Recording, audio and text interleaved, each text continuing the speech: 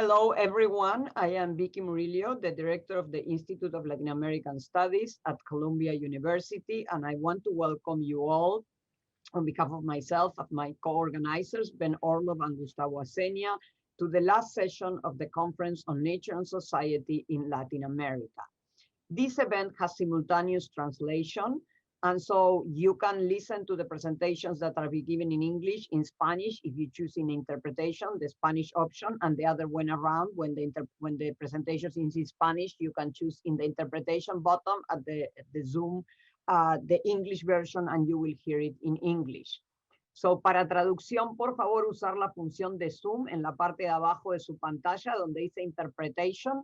Si la charla es en inglés, se aprieta la función que dice español para escucharla en español, y si la charla es en español, lo mismo, se aprieta la función inglés para escucharla en inglés.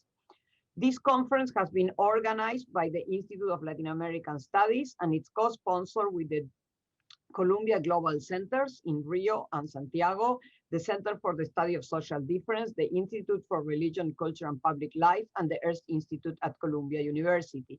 I want to take this opportunity to thank Monica Trigo and Esteban Andrade for the support in making this conference possible.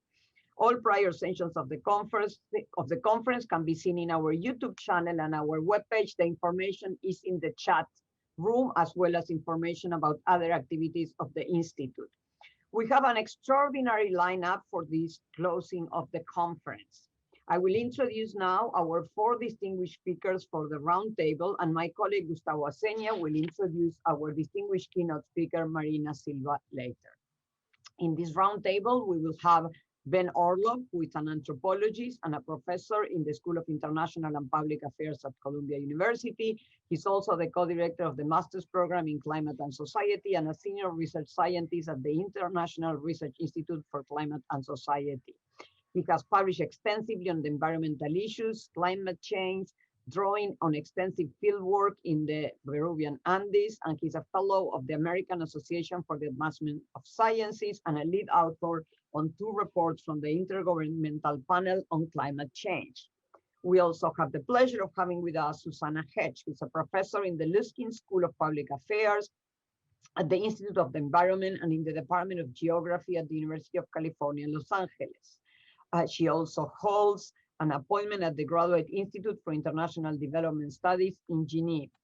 Her research focuses on regional international development, environmental analysis and policy, environmental history, indigenous knowledge systems, and alternative land use systems.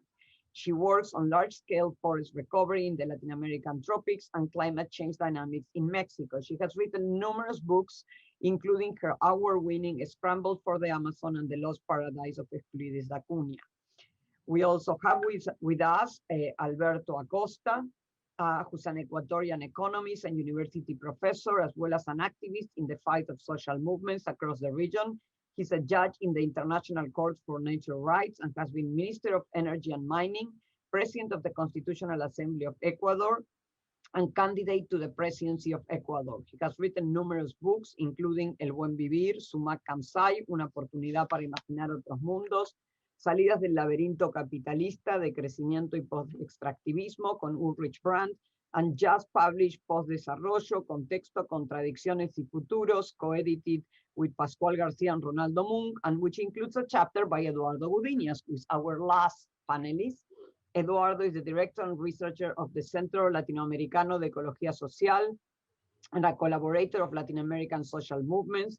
He's also an associate researcher in the Department of Anthropology at the University of California, Davis, and a research fellow at the Center for Advanced Studies in the University of Munich. He was the first citizen from the region to receive the Armnas Chair on Environmental and Global Justice at the University of Norway. Eduardo is an expert on problems of development, the environment, and Latin American social movements. He has published widely on extractivism and the rights of nature, and his most recent book in English is Extractivism, just published by Fernwood and Columbia University Press. I have asked each panelist to present for 10 to 12 minutes, and I'm going to be sending you through the chat the time that you have remaining, because we need to finish at 1:15 for the keynote speech by Marina Silva. After the presentations, I will ask some questions. I will be getting questions from the audience in the Q&A. and we will start a dialogue among themselves. The order of presentation is we will start with Ben Orlov, who will bring some of the prior panels to the discussion, followed by Susan, and then probably Eduardo and Alberto, if you don't mind. Thank you very much. And everyone that has arrived after I started for interpretation, you need to choose the language in which you want to hear the presentation. Some of the presentations will be in English and some of them will be in Spanish. So go to the interpretation function and choose your language. Para traducción, por favor, ir a la función de interpretación y elegir el lenguaje en el que quieran escuchar la charla. Ben. Thanks very much, Vicky and Gustavo and others. I'm happy to be here and happy to find my presentation, which is here. So I'll be talking about linking society and nature. This is the theme of the conference. I'll show here that we look both at different domains of nature and domains of society. And here I'm really covering what have been the previous 4 panels. So that's a total of 16 or 17 presentations. When you think of nature, our panelists have really focused on terrestrial systems, on land, forests, agriculture, thinking of those in terms of resources, biodiversity, pollution, recognizing how powerful extractivism is. Relatively less attention to air. Rajan spoke about forestry and greenhouse gas emissions, but we did not focus as much on the connection to the atmosphere, though climate change is on our minds. And it was interesting to see that water appeared in several different panels, attentive both to water quantity and also water quality, an issue that really emerges from extractivism. We heard Cooperman talking about different municipal systems in Northeast Brazil, Pinheiro Vasquez on fishing, an important food resource livelihood for the poor in the Amazon of Peru. Ochoa gave a fascinating discussion on the role of fluvial navigation in Colombia, though I think all of these connect to different types of watersheds. When we think of these domains of nature, there are really several areas, both of environmental quality and human needs. I want to stress that the session Integrating Nature and Society emphasized we need to sustain nature in order to sustain society. Studies of the really powerful impacts of mining in Mexico that hit so many different aspects of human well-being, attentiveness to how the specific policies for maintaining biodiversity in Brazil, really a number of papers on forests, though forests were really conceived not just as part of nature, but very much part of nature and society. All of the forests have human inhabitants. They're all managed locally, even as well as being governed nationally and being covered by international regimes. But if we have 3 natural domains, there also can think of 3 social domains. And politics is really the social domain that comes forward, the one that we spoke most extensively about. Nonetheless, that's deeply informed by one panel on culture, where there are 3 papers in one panel on culture, and papers by scientists dispersed through several different panels. And we see here, for instance, a mapping of deforestation in the Amazon. But here again, if we're thinking of the forest as part of nature, it's part of society, because the patterning of the deforestation and reforestation is a social pattern as well as a natural pattern. Within the politics, there are really 3 key themes, and we're now getting to the core of the panel. These themes are all significant, I think. There's the question of sustainability, a word that people use without necessarily reflecting what does it mean. And I think in the context of the panel, we think of nature, ecosystems themselves being healthy, productive, with significant biodiversity. I put human well-being here because I really want to bridge physical, medical well-being with economic, at least adequate livelihoods, and also with a kind of sense of identity of culture. The connection to nature is part of being human. And there are so many distinctive ways of experiencing and protecting that connection of humans to nature, powerful theme throughout. Democracy and equity, 2 good words in kind of the politics of nature and society. They've emerged as kind of interrelated poles in talks. Though the talks are diverse, we can say that many focus on democracy in terms of procedural justice, of process, of voice, how people present their wishes, how they select collectively between alternatives. And equity, by contrast, is about outcomes, what people are receiving. This is what we call distributive justice, who gets more, who gets less. So I'll move to look at these. Within democracy, a variety of themes. The first is perhaps the most general. What is political agency? Is there some autonomy for action? Can people construct alternatives rather than merely select alternatives presented to them? And we're in an era where democracy is in question in many countries. And so elements that came forward, some were renewal of human rights language, often seen internationally, though constitutionalism, the role of different national constitutions in guaranteeing those rights, electoral politics, something that is changing as the nature of political participation, political parties change. How does electoral politics open spaces for democracy, or to what extent is it a narrow system of control? We have also a good deal of attention to corruption, to transparency. And with the corruption comes also the question of enforcement of laws versus just simply pressure to allow the powerful to do what they wish. Had a fascinating discussion of eco-politics. Again, the space of democracy is not exclusively the space of society. Does nature itself have rights? Does the political totality encompass nature as well as society? There's the Buen Vivir de Alguien Causa. Let me continue here. Pay some attention to the state, such a key theme in politics, power over the environment. Broadly thinking of society, the state is being a political whole and a territorial whole. Number of papers emphasize how state power is uneven. State controls some areas a great deal, others less and less, and other areas where state power is almost absent. Others emphasize the kind of patchiness of state power. Here is one territory with strong state power, and adjacent to it is another where that power is uneven. You can think of things shading from white to gray or of being a kind of mosaic. The national culture itself is also patchy. Fascinating to hear the ways that indigenous communities constitute alternative visions of national culture in art, in almost philosophy. We see, though there's a lot of attention to state power, a number of papers would compare 2 or 3 different countries, we also see the space of power is not contiguous with a nation because nations exist in these international contexts, and there are also these subnational processes.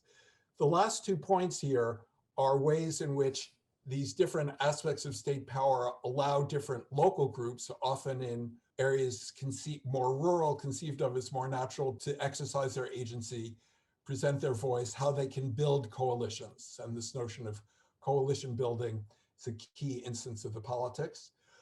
But also there's that question of equity. It's not just enough to think who voices, who participates in the political process, but who comes out ahead, who does not. Does sustainability, the protection of the environment, only favor the wealthy?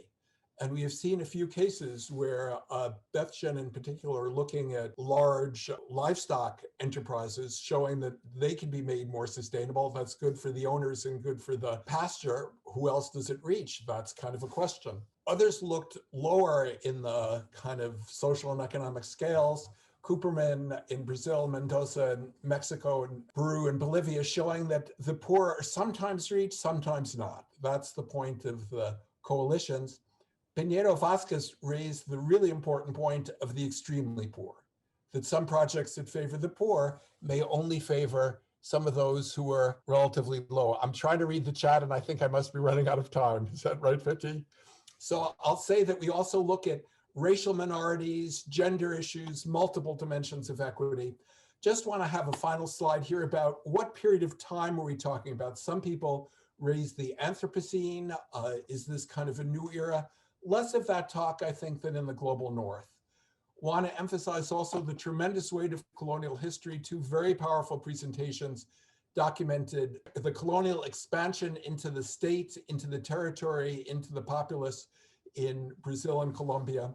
And just to say that we think of a number of features that characterize the current era. What are the distinctive characteristics, new forms of democracy, emerging international governance from above, racial politics from below? We're really trying to think, what is this period and what can it tell us about nature and society? There's one slide you can see elsewhere, and I'll close with my thanks. Thank you, Ben. You were very, very good with the time. Only, like, very good. So, Susana, we will pass to you. And again, I say for those of you, la interpretación, aprieten el español o el inglés, el idioma en el que quieren escuchar. For those of you, just choose the language you want to hear in interpretation. First of all, thank you so much for the invitation. And I very much enjoyed the ability to interact on this really fascinating set of papers that were developed. What I'm going to talk about today, and I'm going to focus mainly on Amazonia, is about the questions of what are the dynamics that face the region. And I use the phrase of Euclides da Cunha about Amazonia, which he called the last unfinished page of Genesis. I think the question perhaps of the Anthropocene or Capitalocene or Plantationocene in the dreaded language that is currently used about the scenes here, the issue really is now coming up to being one of apocalypse or reconfiguration because Amazonia is in the process of coming to tipping points. I think we're in a lot of social tipping points. And of course, I needn't mention the impacts of COVID on these systems, and certainly is configuring all our lives as an actant these days. One of the problems is the imaginaries of development, its linkage to modernization. I'm sure Godinez will discuss this more, but a central idea has been that the forest really represents a lack of development, that it's an obstacle rather than a platform for transformation, and that actually the only good economic forest is a dead one or a monoculture. In spite of the really long history of creating wealth through forests, which has occurred throughout all the 9 Amazonian countries. And when we think of South America, even though we think of this big blob as being Amazonia, it actually is one of the most large agglomerations of states. And so there's quite a bit of difference as we go through there.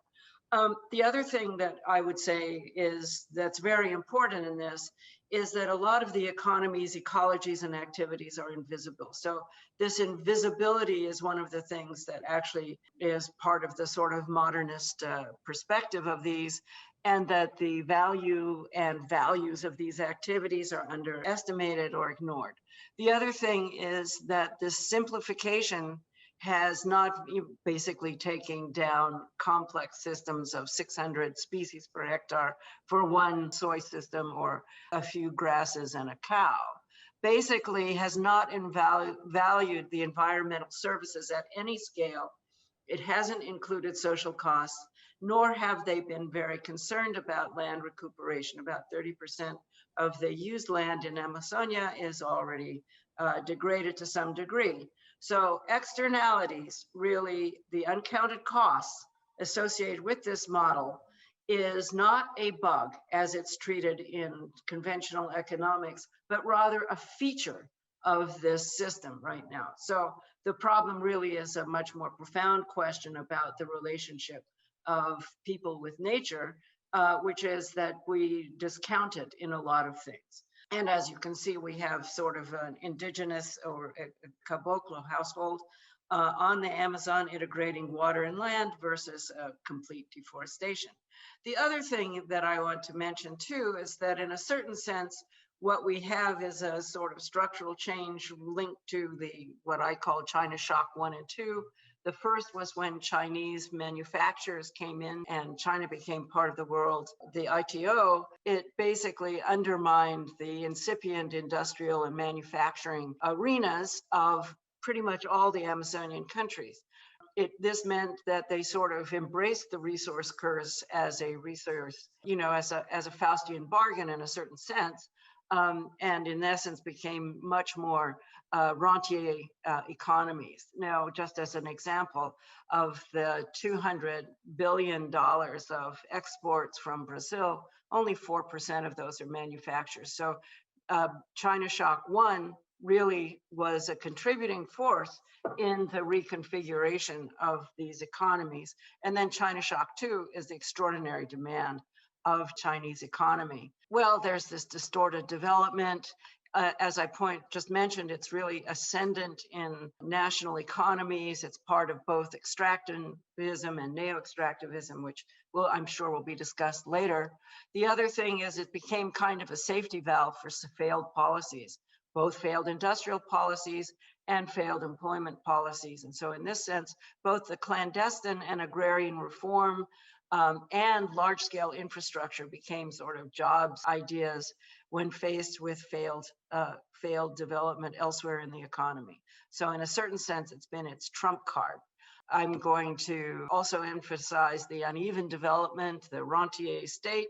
You have a huge amount of clandestine and unstable economies at multiple scales. This speaks to the issues of corruption.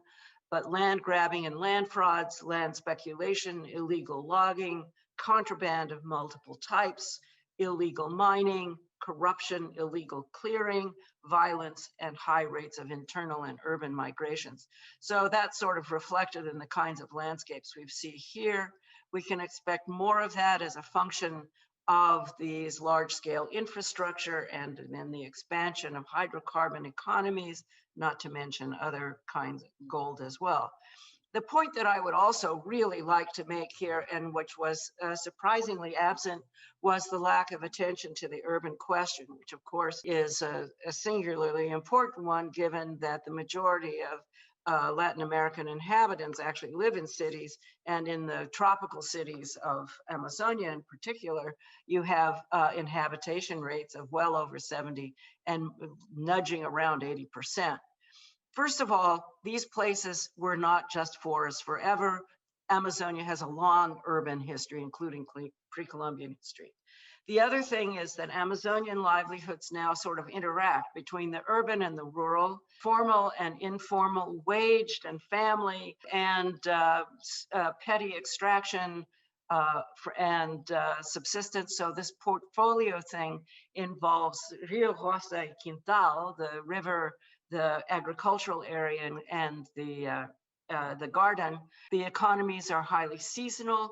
The other thing is that we see a lot of what are called multi-sided households, which is that you can't really live in the rural without the urban, and you can't live in the urban without the rural. So that what we have is a very complex style of income formation, and that's sort of been off the agenda, but it's actually quite imbricated in the form of urbanization that we see here.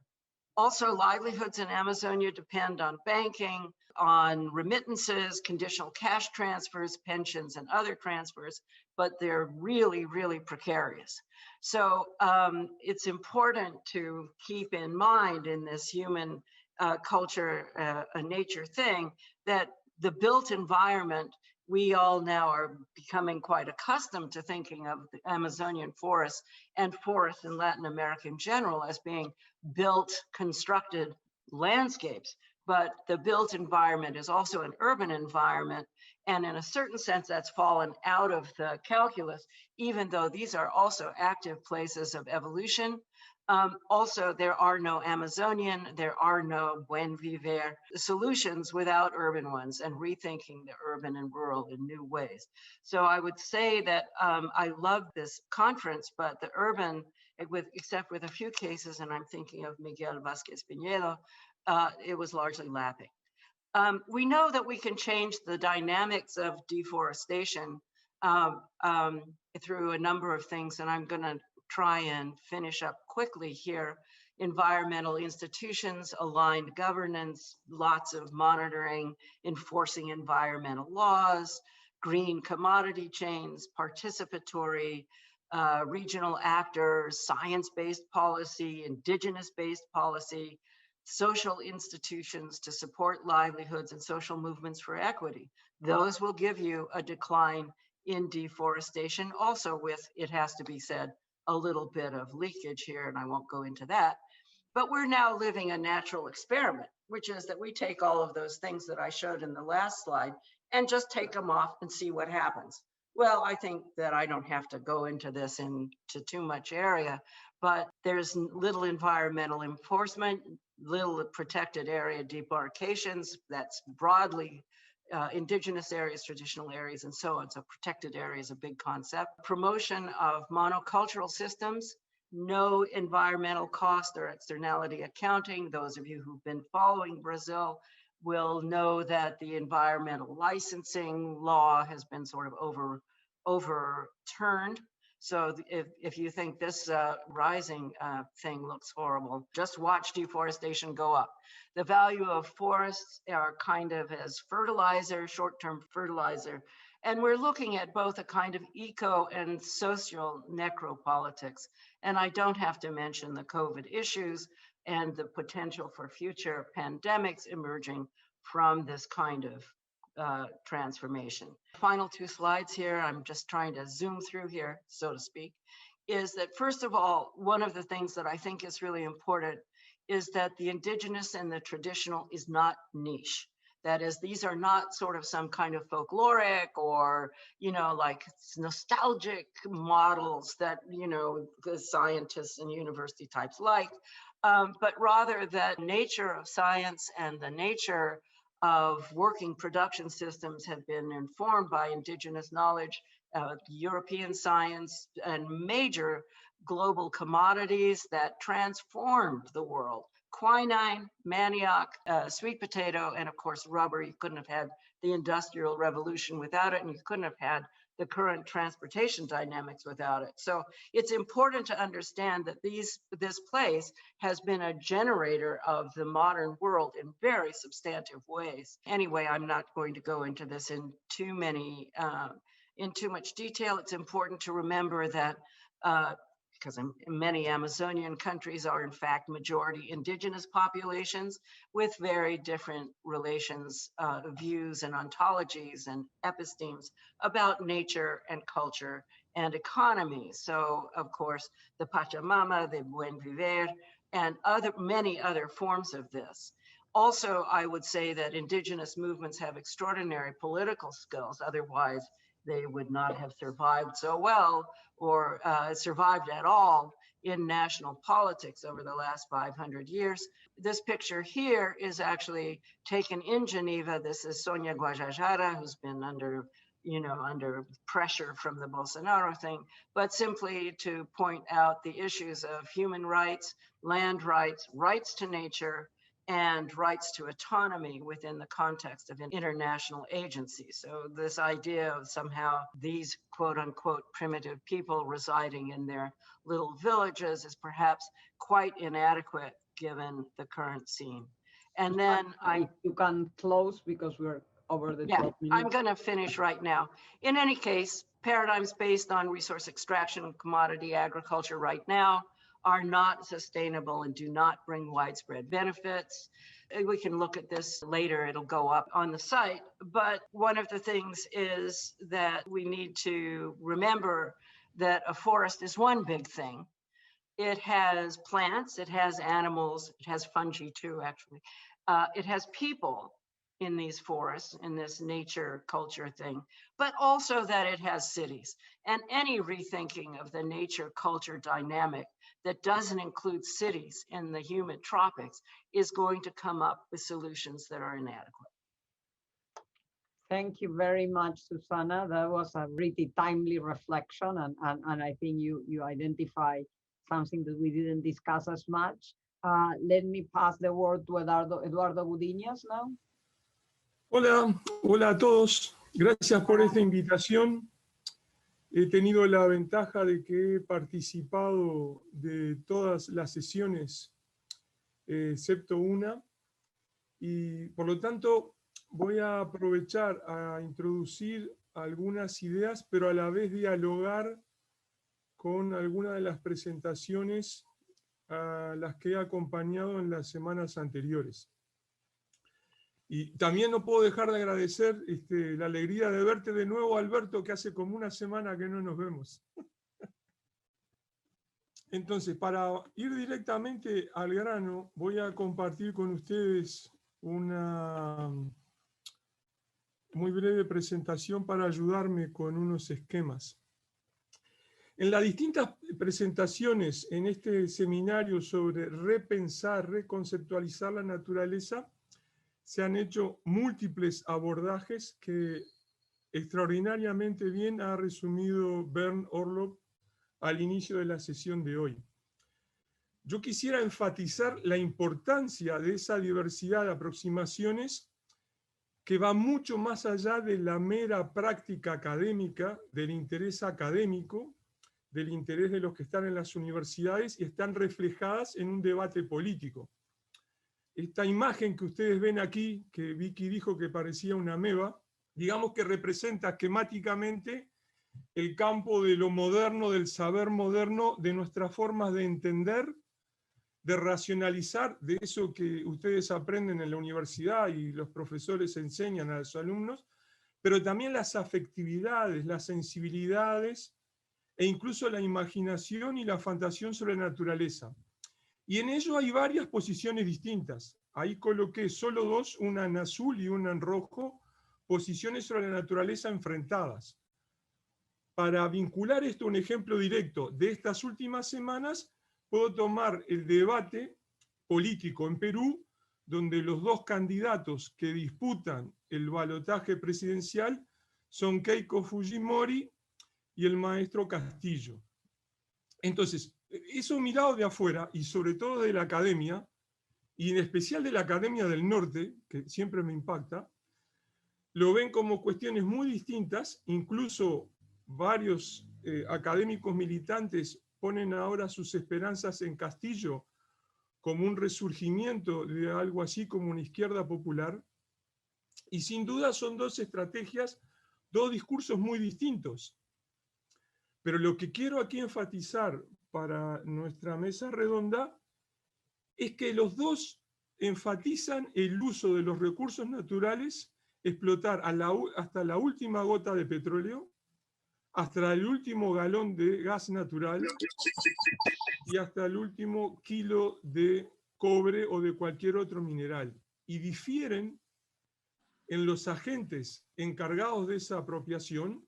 Fujimori ve eso vinculado a las empresas privadas, especialmente transnacionales. Castillo plantea un fuerte componente estatal. En el léxico de él simula lo que ocurrió en Bolivia y en Ecuador. Pero los dos plantean aprovechar la naturaleza, y la naturaleza está vista como una fuente de recursos a utilizar en toda su identidad. Puede plantearse que tras largas décadas de estrategias conservadoras, pasar desde el privatismo de mercado en esa relación con la naturaleza hacia el rojo esquemático de Castillo puede ser un avance. Pero ya hemos visto por los países vecinos que de ese rojo, especialmente los progresistas, en forma muy simple también se puede volver a una visión conservadora, a una postura conservadora. Entonces aquí tengo mi primer punto. En buena medida estamos discutiendo diferentes formas de instrumentalizar concepciones preestablecidas que no escapan de la ameba moderna, no escapan de ese campo, sino que discuten cómo repartir los beneficios económicos, los actores que aprovecharán esos beneficios económicos, cómo son o no son perjudicados otros actores sociales, los modos de integrarse en la globalización y así sucesivamente. Frente a esta situación, en el continente ha habido algo que en forma muy esquemática, tal vez injusta, pero creo que sirve como metáfora, podemos llamar una naturaleza en resistencia. Los más conocidos posiblemente para la academia estén en aquellas expresiones que otorgan agencia a diferentes componentes de ese mundo no humano, de aquello que está en lo que se puede denominar como naturaleza, ambiente, ecosistema y así sucesivamente. Seguramente las más conocidas son aquellas expresadas al otorgarle agencia humana, por ejemplo, a cerros o sitios específicos, o colectivos que incluyen seres vivos y su soporte físico. También en paralelo está, y me parece importante subrayarlo, una naturaleza en resistencia hecha desde el mundo más occidental que critica a la propia racionalidad y afectividad de ese mundo occidental, que es el ejemplo que está tomado en la fotografía de la derecha, por lo menos en mi pantalla, que es ese árbol humanizado, que es una representación artística de una expresión que ocurre, por ejemplo, aquí en Uruguay, donde lo pongo como caso relevante, porque no tiene ninguna vinculación con ninguna creencia, postulado o sensibilidad de pueblos originarios, porque no los hay. Entonces demuestra cómo esa reconstrucción de otra naturaleza también puede ocurrir entre nosotros. Sea por una vía o por la otra, lo que está en marcha es una ruptura de ese campo de saberes, afectividades e imaginaciones que sostienen las racionalidades, las sensibilidades que ameritan esa externalidad de la naturaleza.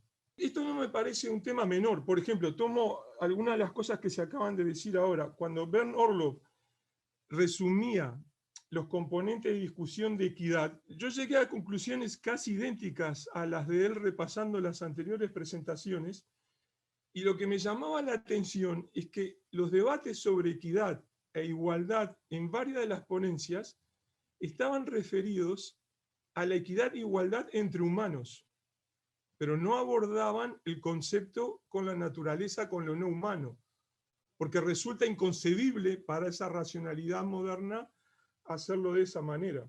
Los ejemplos que les acabo de introducir exigen una equidad con lo no humano, por lo tanto rompen, fracturan ese conocimiento y esa sensibilidad dada de lo humano. También esto que acaba de decir Susana Hedge de lo invisible me pareció muy sugerente, porque esta apertura, esta fractura que se hace en el campo, en la ameba de Vicky, que queda así denominada, la ameba moderna de Vicky Murillo, en esta fractura permite visibilizar aquello que resulta invisible para los saberes actuales. Esto que les estoy presentando no es una disquisición académica, es una disquisición práctica, urgente y política para el mundo actual. Por supuesto, los académicos le dan nombres a ello. El nombre que yo he tomado, porque me parece el más apropiado, es el de aperturas ontológicas. Me baso ahí en el trabajo de Marisol de la Cadena y otros colegas que seguramente muchos de ustedes conocerán. Esas aperturas ontológicas implican una desobediencia a ese saber y a esa efectividad dada. Implican, por supuesto, anular ese mandato, ese sentido de dominación y control que hay sobre la naturaleza, sobre otros humanos, de los varones sobre las mujeres, de los más veteranos sobre los más jóvenes, y así sucesivamente. Por cuestiones que no puedo explicar ahora aquí, yo estoy convencido a esta altura de que esa situación de dominación y control está muy asociada a un proceso de colonialidad que estuvo siempre dominado por el miedo. Se le tenía miedo a la naturaleza y por eso había que controlarla y dominarla. Eso ya es muy claro en los relatos de los primeros colonizadores en nuestro continente. Le tenían pánico a la naturaleza y la naturaleza, como lo salvaje, tenía que ser dominada y controlada. Los dos sentimientos iban de la mano. Por lo tanto, eso amerita componentes prácticos. ¿Cómo puedo aterrizar y llevar esto a condiciones concretas para las situaciones que se viven hoy? Por ejemplo, necesitamos cambios en la forma de sentir y de pensar. Por lo tanto, retomando el propósito de este seminario, puede haber sin duda una reconceptualización de la naturaleza, pero reconceptualizarla dentro del campo de lo moderno, dentro de la ameba marrón que les mostraba, significa pasar de un tipo de concepción a otra sin abordar esas condiciones básicas, esas raíces profundas de la situación que origina el control y motiva el miedo. Entonces es pasar de hablar de ecosistemas a hablar de ambiente, o transferir el concepto de ambiente al de sistemas humano-ambientales, hablar de preservación o de resiliencia, y así sucesivamente. En cambio, una reconceptualización de otro nivel que apunte a esa esencia implicaría la ruptura y una desobediencia epistemológica precisamente a eso que enseñan, por ejemplo, las universidades. porque es allí donde se reproduce buena parte del conocimiento técnico que explica esta situación. También esto requiere una rebeldía performativa. Varias de las ponencias de las semanas anteriores explicaban diferentes performatividades sobre cómo se concibe la naturaleza. Cuando el biólogo se ubica frente a la montaña, ve un ecosistema. Cuando el artista disfruta de un paisaje, también ve un escenario externo a él. Entonces, siempre se están performando esos ambientes externos. Una reconceptualización de la naturaleza en este otro plano más profundo al que hago alusión implica hacerlo de otra manera, vincularse a colectivos socionaturales donde se diluye esa dualidad entre sociedad y naturaleza. Eso implica identidades expandidas, identidades donde la propia identidad personal requiere, exige y es parte de la integridad y presencia de un ambiente de una cierta naturaleza. Hay múltiples ejemplos de eso. Las personas en las ciudades, muchas veces esto les resulta raro y extraño, pero no es nada raro ni ajeno que muchos varones de los que tengan más de 50 años tengan una identidad expandida con un Ferrari rojo, por ejemplo. Entonces eso está ahí presente y depende cómo se construye, cómo se elabora. En el fondo, varios de estos cambios implica apostar a unos cambios en la valoración de la naturaleza. Eduardo, si puedes ir cerrando. Sí, mi último punto. ¿Lo puedo decir o me callo? Sí, claro, claro. Que es este punto que está ahí de reconocimiento del valor intrínseco en lo no humano. ¿Por qué? Porque ese conocimiento de lo moderno, en todas sus variedades, en todas sus manifestaciones, comparte que únicamente el ser humano es sujeto de valor y es el único que puede asignar valor. Entonces, por lo tanto, un primer paso en esa quiebre, en esa apertura más allá de lo moderno, implica aceptar la valoración en lo no humano. Y en ello ya terminé. Muchísimas gracias. Muchísimas gracias, Eduardo. Para los que, for those of you who need interpretation, check in the link. There were a few questions in the Q&A about it. Esteban, if you can answer people who's having trouble with interpretation. Los que necesitan interpretación, clique en el idioma que quieren en interpretation.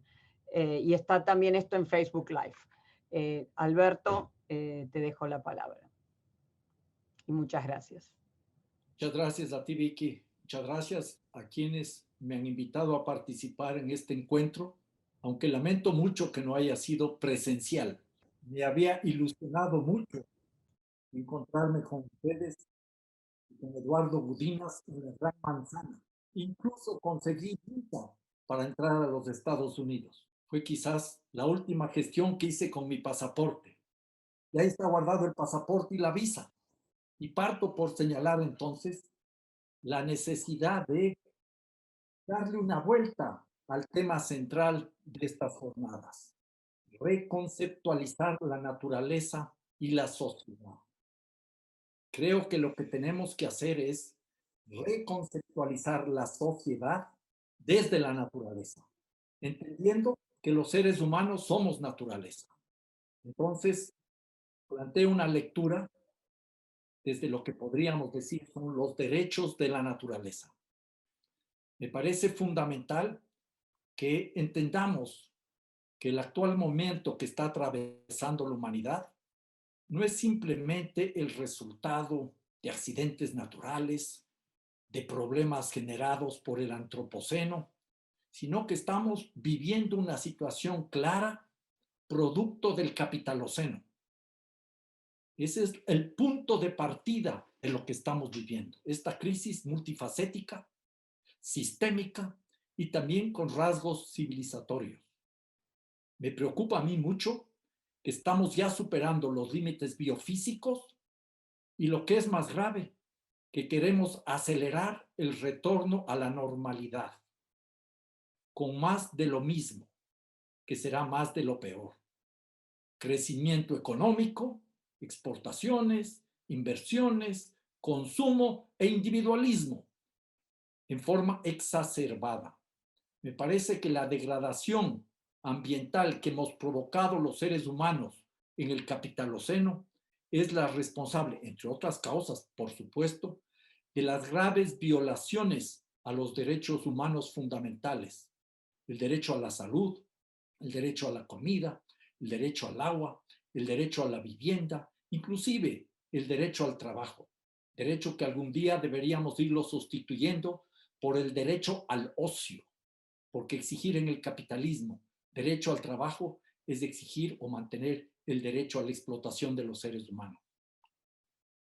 ¿Qué es lo que vamos a ver en los próximos meses y años si vamos a más de lo mismo, que es más de lo peor? En el sur se expande la frontera extractivista y la minería, como bien anota Eduardo Gudinas, dará paso a nuevas amputaciones de la madre tierra, que atropellan a personas y comunidades que viven directamente de la tierra y de la naturaleza. Eso afecta cuerpos, afecta subjetividades, afecta territorios y, por supuesto, en primera línea, a quienes defienden la madre tierra, que reconocen muchos de ellos que la madre tierra no es una metáfora y que tiene valores intrínsecos. Y ahí me sintonizo con lo que señala Eduardo cuando nos presentó ahora un nuevo capítulo de sus amebas.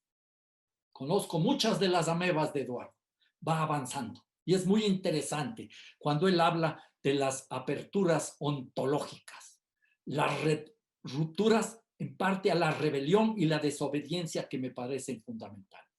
Un segundo punto que quisiera mencionar yo, que esta dura realidad demanda reconocer y fortalecer el principio de responsabilidad de los seres humanos para preservar los ciclos de la naturaleza y reconocer su relevancia. Este sería un ejercicio de egoísmo ilustrado, porque si destrozamos la naturaleza, no vamos a tener dónde vivir los seres humanos. No va a haber economía. Si seguimos incendiando la Amazonía, no solo que va a generar graves problemas a quienes viven en la Amazonía, sino por los cambios climáticos globales, que son ya un colapso climático global, los problemas van a ser peores. Entendamos que los seres humanos somos naturaleza. No podemos seguir explotándola, no podemos seguir destruyéndola. La naturaleza puede vivir sin seres humanos, pero nosotros no podemos vivir sin naturaleza. Y entonces aceptar esto confronta elementos fundacionales de la modernidad, cuestiona la proposición dominante que entiende al ser humano al margen de la naturaleza para dominarla y a la postre para destruirla. Esto nos lleva entonces a recuperar aquellas visiones, valores, experiencias y prácticas que hay en los mundos de los pueblos originarios, o como decía Aníbal Quijano, en la indigenidad, que no solo está presente en los Andes y en la Amazonía, sino en muchas otras partes del planeta. E inclusive podemos sintonizarnos, también ya lo mencionó Eduardo, con algunas reflexiones que provienen desde dentro de la humanidad y contribuyen a estas rupturas ontológicas, a estas rebeliones que están en marcha en muchas partes del planeta. Un tercer punto que es fundamental entonces es ir pasando de la visión de naturaleza objeto a la naturaleza sujeto, y eso cobra fuerza. Y entonces aquí no solo que tenemos que aceptar que somos naturaleza, sino que esto es para mí fundamental, he ido aprendiendo en el tiempo, que más allá del proceso de mestizaje, desde quienes resisten a la conquista y colonización, los pueblos originarios, y de quienes defienden la naturaleza, incluso como planteaba Eduardo, en ciudades como en Montevideo, hay que aceptar que la naturaleza nos da el derecho a vivir. Y podemos hablar, si ustedes quieren, de un derecho salvaje, entre comillas. Y tenemos ya ejemplos en esa dirección. Rescato los derechos de la naturaleza constitucionalizados por primera y hasta ahora única vez en la Constitución de Ecuador del año 2008. Rescato también todas aquellas respuestas en otros países en donde no están constitucionalizados los derechos de la naturaleza, pero comienza a verse a la naturaleza como sujeto de derechos.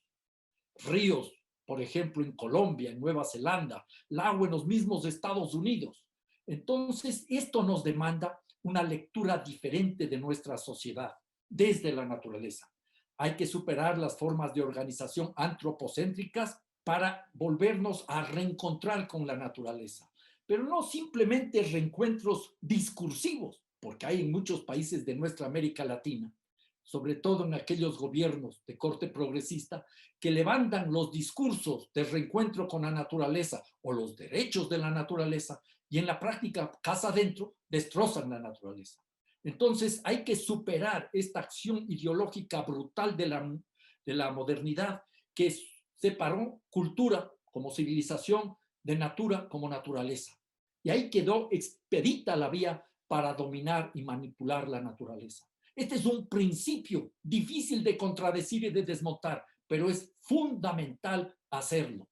Yo he aprendido que es mucho más difícil romper las tradiciones que saltar por la sombra de uno mismo. Entonces, ese es el gran reto que tenemos en la humanidad.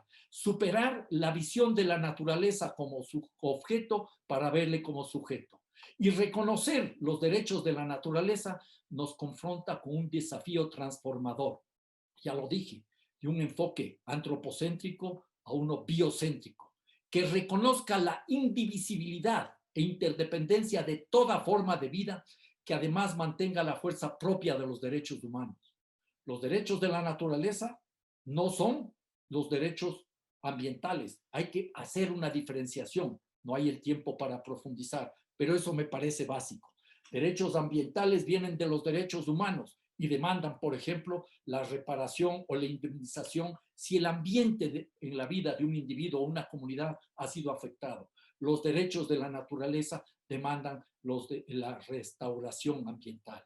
Y estos derechos de la naturaleza buscan proteger los ciclos vitales y los procesos evolutivos. No solo las especies amenazadas o las áreas naturales. Se fijan en los ecosistemas y en las colectividades, no solo en los individuos. Aspiran a que se garantice la persistencia y sobrevivencia de las especies de sus ecosistemas y pensemos en la importancia que tiene proteger la Amazonía como un todo y no transformada en una suerte de tablero de ajedrez con cuadrículas de protección mientras se sigue la destrucción, porque eso no va a ayudar a resolver los problemas. Entonces, en ese escenario hay que plantear algo que me parece básico y fundamental, aplicar simultáneamente las dos justicias, la justicia ambiental para las personas y la justicia ecológica para la naturaleza. Dicho de otra manera, justicia social y justicia ecológica van de la mano. Quiero concluir entonces señalando que no hay oposición entre derechos humanos y derechos de la naturaleza. Son complementarios. Y eso, por último, nos lleva a repensar el mundo, la sociedad, la economía, la vida política desde la naturaleza como sujeto de derechos. En mi calidad de economista he aprendido ya, luego de muchos años de buscar alternativas dentro del establishment, que hay que salir de la caja. Hay que romper la ameba que nos domina y hay que generar amebas de subversión que nos permitan entonces entender que no hay equilibrio entre economía, sociedad y ecología.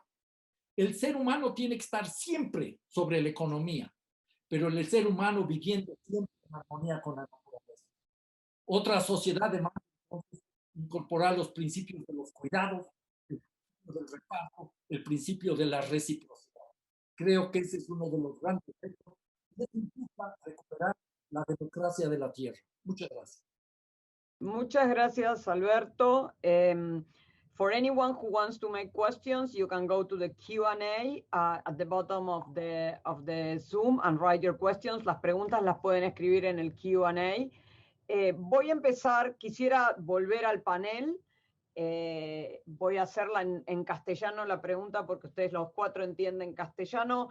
Pero tiene que ver con vincular lo que dijo Susana con lo que dijeron de algún modo Alberto y Eduardo y la presentación de Ben, que es esta idea de movernos hacia esta nueva desobediencia, esta ruptura ontológica, una nueva relación con la naturaleza en el contexto latinoamericano, implica una transición donde la mayoría de la población es una población urbana, y una población no solo urbana, sino una población urbana y pobre, que quiere aumentar su consumo. Y muchas veces ese consumo es tentador hacerlo a expensas de la naturaleza. Es más fácil en las ciudades limitar su consumo cuando se puede, cuando ya los consumos básicos están definidos.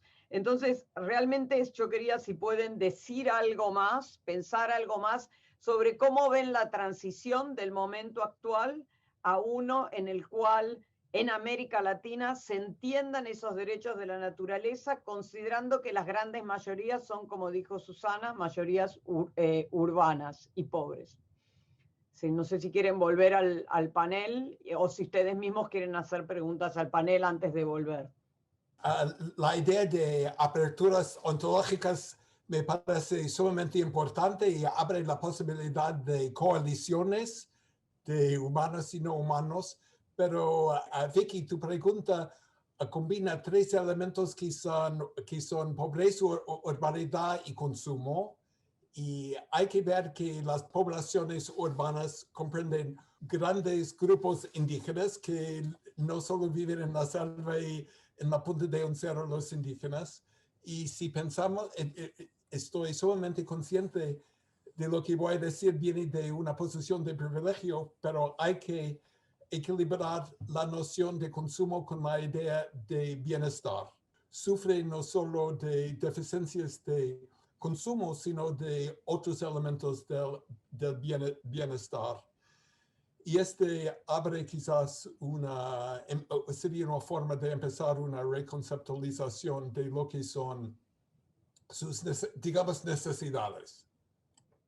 This is a really important question. If we could figure out how to shift our ontologies quickly enough, things would be a lot easier. It's important to realize that the modernization ideology and colonial ideologies, but particularly modernization, which, you know, basically disenchanted the world, monetized it, shifted from traditional kinship to a waged world, changed the social relations of production. That took a couple of generations. And the question that we have to address right now is how to do a kind of a shift more quickly. One of the things that I would say is that, as I pointed out in the slide that said indigenous isn't niche, is that actually there's a lot of platforms that can be more hybrid, that are based on indigenous knowledge systems, indigenous buen vivir, indigenous ways of being in the world, but that doesn't preclude sort of the idea of, if you will, multiple modernities, that you don't have to buy the whole animal and you don't have to buy the whole monocultural dynamic. So one of the things is that if we are thinking about diversity, we need to think about cultural diversity as being a foundational strategy, if you will, and I don't mean to use that kind of language, but a foundational positioning for shifting ontologies. And perhaps in a less impositional way.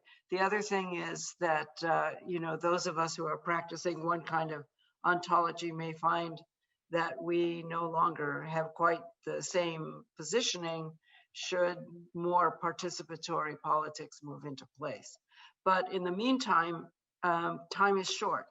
So my answer is, one of the things is that repositioning things as cities, as living entities. And again, to get back to Alberto's point, in essence, you can start to reconfigure cities. And if you spend time in tropical Amazonian cities, they are shifting in terms of being neither rural nor urban, but in some kind of hybrid form, because the necessity of livelihood demands it. And this is also the point that was raised by Miguel Vasquez Piñedes. So one of the things is, I think we need to, you know, sort of not go, well, I'm shifting my ontology tomorrow. It's not that easy. If it were, then we could all relax a little bit. But to look for forms of hybridity, to look for places where there's a brecha, where there's openings for other ways of thinking. And also that, you know, we are working at multiple scales now all the time. That's the other thing that's come up. So in fact, there may be more possibilities for transforming ontologies than we might think at this exact moment. So I'm optimistic, oddly enough. Eduardo. Bien, al menos en mi experiencia en los países de América del Sur, lo que podríamos decir la gente, los grupos populares, tienen visiones contradictorias sobre esto. Por un lado, les gusta, sin duda, tener una pantalla plana para ver el partido de fútbol. Pero por otro lado, también están cansados de estar una hora en un medio de transporte para ir a un empleo mal pago.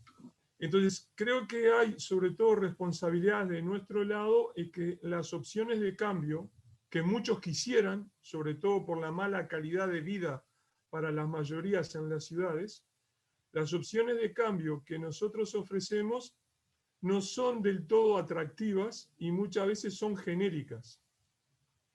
Dicho esto, doy otro paso más.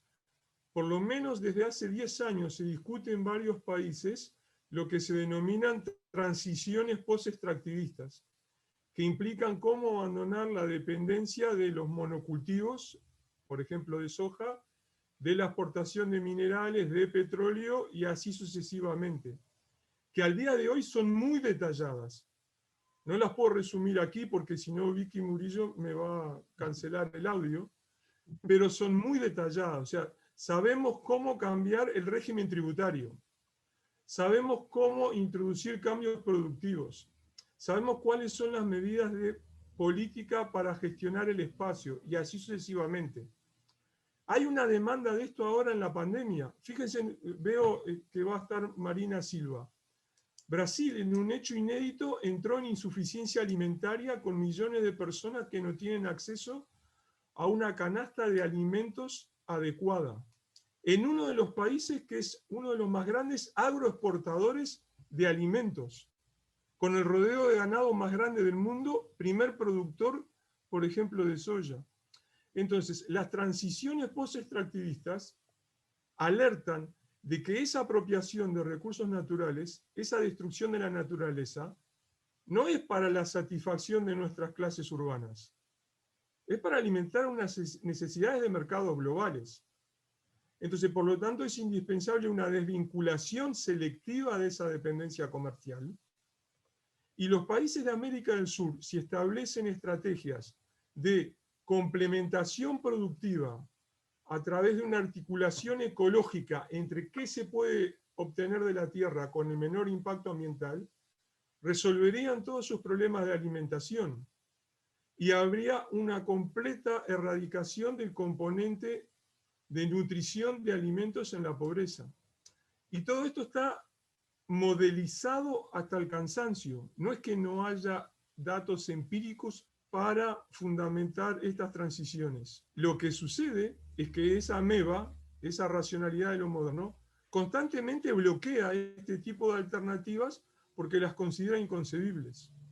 No ve que haya un límite más allá del desarrollo. Gracias, Eduardo. Y antes de dejarte, Alberto, voy a decirte un tema que ya miré todas las preguntas. La primera era esta, el tema de la tecnología también, si puedes, o sea, empezar la transición, ¿cómo piensas el tema de la tecnología y si también juega algún papel en esa transición? Claudio Lozana pregunta sobre energías que permiten tecnologías que permiten hacer energías limpias y renovables, o sea, si la tecnología juega algún papel también en esa transición. Alberto, Sí, tienes la última palabra. ¿Lo de la tecnología es para mí? Le decía Alberto, en realidad era para ambos, pero si Alberto lo puede incluir en su presentación. Es que quieres, Woody, de algo, si no digo yo también. Sobre No, di todo, vas a decir lo mismo que yo. Nos van a dejar sin litio. Listo. Exacto. Pero ese no es el problema de fondo. Voy a hablar también de tecnologías, pero quisiera yo empezar sintonizándome con lo que señaló Ben. De una u otra manera, nosotros hablamos desde el privilegio. Comemos 3 veces al día. Seguro que Eduardo come más que yo. Tenemos techo. Tenemos muchas de nuestras necesidades básicas cubiertas. Yo lamento estar todavía sin la vacuna del coronavirus y no sé cuándo me van a vacunar. Pero eso es una cuestión anecdótica. Yo al menos no estoy en capacidad de decirle a nadie qué es lo que tiene que consumir y qué es lo que tiene que vivir, cómo tiene que vivir. Eso es claro y es evidente. Pero lo que sí debemos asumir es la necesidad de hacer un esfuerzo para reencontrarlos con la naturaleza, no para protegerla intocada, sino para garantizar simultáneamente la justicia ecológica y la justicia social. Eso me parece a mí que es fundamental, porque proteger la naturaleza a secas sería un acto de jardinería, no avanzaríamos. Ese es el gran reto que tenemos entre manos. Eso implica entonces que no se pueden sostener las desigualdades existentes en el planeta. Tenemos que entrar con soluciones de fondo. Hay cómo trabajar en el ámbito de las políticas tributarias a partir del principio del que más tiene y más gana, más paga, pero son insuficientes.